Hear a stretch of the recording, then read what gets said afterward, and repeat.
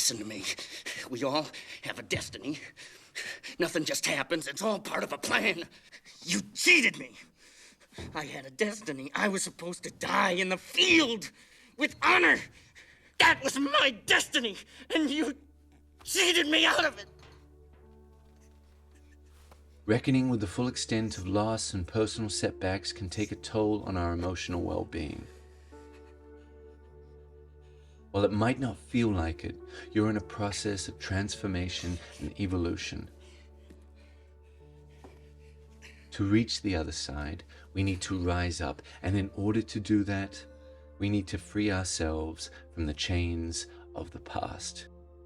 For the last 5 years, I've pursued a PhD in screenwriting, exploring the history and genesis of Judeo-Christian redemption in cinema. Now, redemption as an idea has long since fascinated me. Born from the Old Testament, it explores a fallen or corrupted individual atoning or making good on their shadowy past by confronting the full extent of their sins. Go on! Get out of here!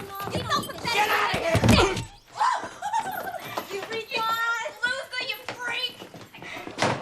Which is how I first stumbled over Elizabeth Kubler-Ross's The 5 Stages of Grief. Jurassic Park. The 5 stages, as broken down, being denial, anger, bargaining, depression, and acceptance, are a complex response to loss. Now, while not always linear, each stage brings about unique feelings and emotions that vary depending on our unique life story. You see, as the daily confessions burrow under the surface, under the skin, the practice can give rise to some insurgent feelings. A certain emotional numbness, sudden bouts of uncontrollable anger, or a urgent need to cut back on our social calendar and hibernate. Good evening, San Diego. I'm lead anchor Veronica Corningstone. Now, however desperate you might be feeling, always remember that you are not alone. Why, oh why didn't I take the blue pill? These feelings are perfectly normal and an unfortunate side effect to rewriting our narrative for the better.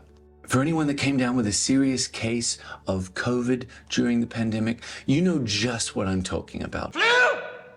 I should eat more fresh fruit!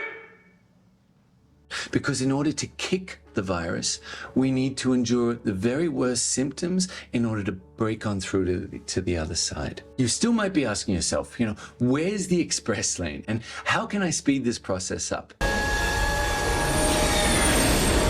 While there's no quick fix, there is a tried and true method to alleviating the pain. And that is the 10,000 steps.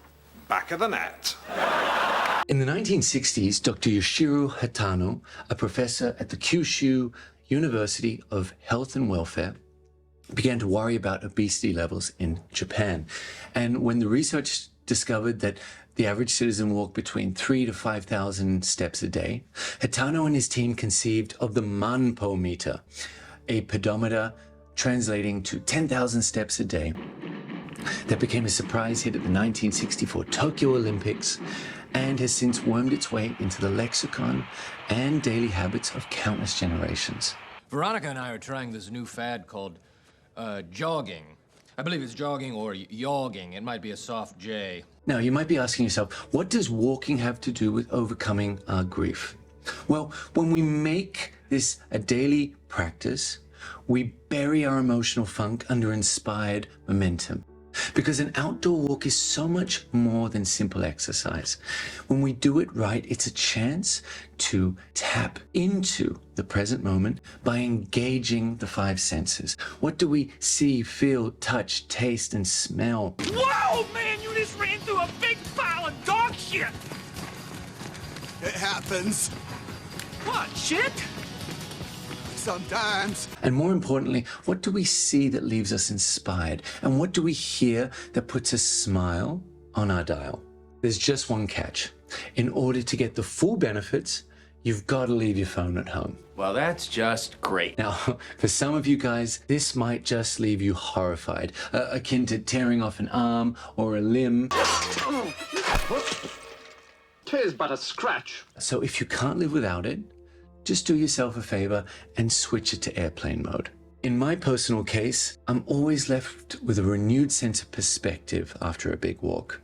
And while much of it comes down to science, Yes, science! the simple act of walking through a park or along a coastal trail helps to nourish the receptors in the brain. And in return, I'm forever being rewarded with the most unexpected gifts. A way to troubleshoot a personal hurdle in a new relationship, or an out-of-the-box idea to resolve a missing piece of the puzzle in a creative project. Oh, it's a donkey! I mean, we can apply the 10,000 steps philosophy into all branches of our life. Daily activities that visually signify personal progress.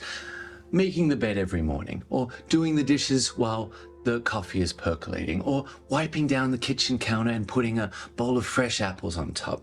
I mean, in my personal case, I find that writing a to-do list and methodically ticking off each line item gives me a shot of adrenaline. Even if it's a simple grocery run or calling to make that appointment at the dentist, it's a subtle reminder that I am capable and I am enough. I mean, the 10,000 steps philosophy is just one example of how we can rewrite our social contract.